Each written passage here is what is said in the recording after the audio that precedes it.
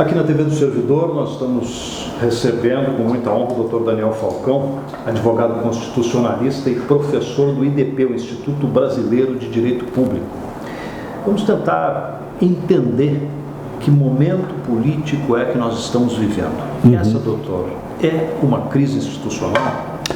É interessante porque nós estamos vivendo uma crise política, mas eu não diria exatamente institucional. Muita gente está dizendo que, na verdade, a Constituição brasileira de 88 não está funcionando. Eu vejo pela visão contrária. Nós estamos com um presidente muito mal das pernas politicamente, acusado de crimes graves. Tivemos um processo de impeachment há menos de um ano, podemos passar para o processo de impeachment novo agora, menos de um ano depois do anterior. E, na verdade, eu acho que, ao contrário, as instituições estão funcionando. O Judiciário está funcionando, o Legislativo está funcionando, o Poder Executivo de forma dificultosa desde a semana passada, mas está funcionando. Então, pelo contrário, é uma crise política muito grave, que resultou uma crise econômica, ou, na verdade, a crise política veio da crise econômica, mas as instituições no Brasil, pela primeira vez na história, eu posso dizer que elas estão funcionando muito bem e que nós não estamos vislumbrando, por exemplo, algum tipo de golpe, algum tipo de intervenção das Forças Armadas ou qualquer coisa do tipo. Temos dúvidas nesse caminho, o caminho não é fácil e a gente não tem certeza qual caminho guiar, mas as instituições estão funcionando. A Constituição diz que, em caso de vacância do cargo do presidente, nós teremos uma eleição indireta. Esse é o caminho primeiro?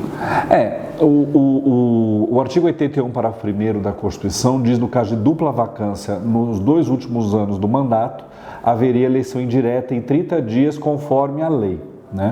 Eu não tenho dúvida que a eleição deveria ser indireta. Eu sei que tem muita gente defendendo a eleição direta, mas, na minha opinião, a Constituição não dá margem a uma eleição direta. Então, a dúvida, na verdade, é além disso. Se a eleição for realmente indireta, qual o caminho, o que a lei diz sobre isso? Porque essa lei que a Constituição diz que deveria tratar sobre eleição indireta, essa lei não existe. Existe uma lei da época da ditadura que tratava das eleições indiretas na ditadura, mas há uma dúvida se essa lei se aplicaria a uma eventual eleição indireta hoje ou não. E o que fazer? Esperar o STF, esperar alguma coisa do presidente Michel Temer, se ele vai renunciar, se ele vai cair por impeachment ou se ele for cassado. A parte dos constitucionalistas, dos eleitoralistas, entende que, caso ele seja cassado pelo TSE, a eleição seria direta. Eu entendo que qualquer motivo que ele caia do poder, a eleição é indireta.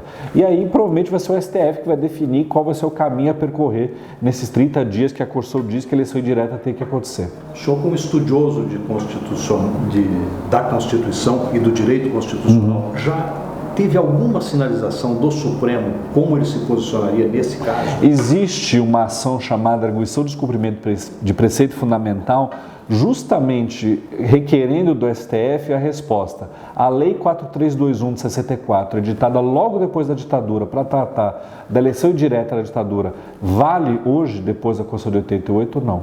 Então, o caminho é o STF responder essa dúvida nessa ADPF, que é a sigla de arguição de descumprimento de preceito fundamental, e nós sabermos se essa lei vale. Se essa lei não valer ou parte dela não valer, a legislação eleitoral que já existe e existe para as eleições normais tem que ser aplicada. Nós estamos conversando com o Dr. Daniel Falcão, constitucionalista, a respeito do nosso momento político.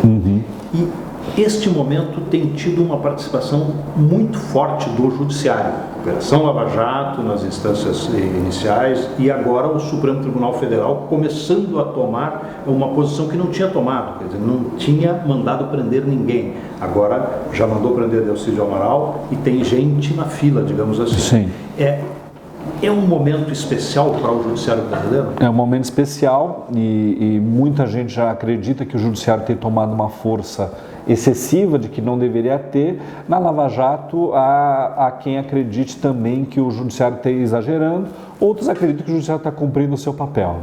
Tivemos já um senador preso, já houve pedido de prisão de um outro senador, e, ao mesmo tempo, abriu-se um inquérito contra o presidente da República no exercício do cargo, que nunca tinha acontecido na história do Brasil. Então, o Judiciário está cumprindo seu papel. Agora, em alguns momentos, pode-se classificar que o Judiciário tem exagerado né, em alguma definição, alguma decisão que ele tenha tomado. Não seria ocupação de espaço em razão do enfraquecimento dos outros poderes?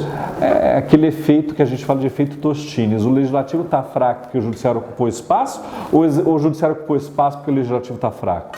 Na questão desse senador que houve o pedido de prisão no Procurador-Geral da República, disse que o Senado não vai aceitar o afastamento dos senadores, já foi decidido pelo ministro Edson Fachin de forma monocrática. O que eu ouvi dizer que o Senado não vai aceitar esse afastamento e, ao mesmo tempo, qualquer tipo de pedido de prisão, a Corsul exige que o Senado seja ouvido em 24 horas, pode ser que o Senado negue esse pedido de prisão. O senhor teria uma visão de futuro para o Brasil? A lei vai imperar? É o que eu espero, né? Porque nessa discussão de eleições diretas e indiretas, eu alerto meus alunos que democracia não necessariamente é voto. Nós tivemos uma ditadura militar aqui de 21 anos em que havia votação para prefeito em boa parte das cidades, havia votação para deputado, para senador, para vereador. Então, democracia não é só voto. O Estado democrático, a característica principal do Estado democrático é o respeito à Constituição e à lei. Então, se a Constituição diz A, nós temos que seguir A, se a Constituição diz B, nós temos que seguir B. Essa é o elemento central de um Estado democrático de direito. Votação é importante, é um exercício da soberania popular importante, é claro que é, mas junto com o respeito à Constituição.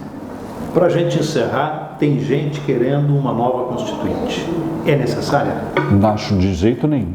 De jeito nenhum. Uma nova Constituinte, nós abrimos espaço para uma Constituição feita do zero. Uma Constituição feita do zero, nós podemos perder todas as vantagens e toda a evolução do Brasil pós-88. Nós estaremos abrindo caminho para que direitos fundamentais, direitos sociais sejam tirados da Constituição.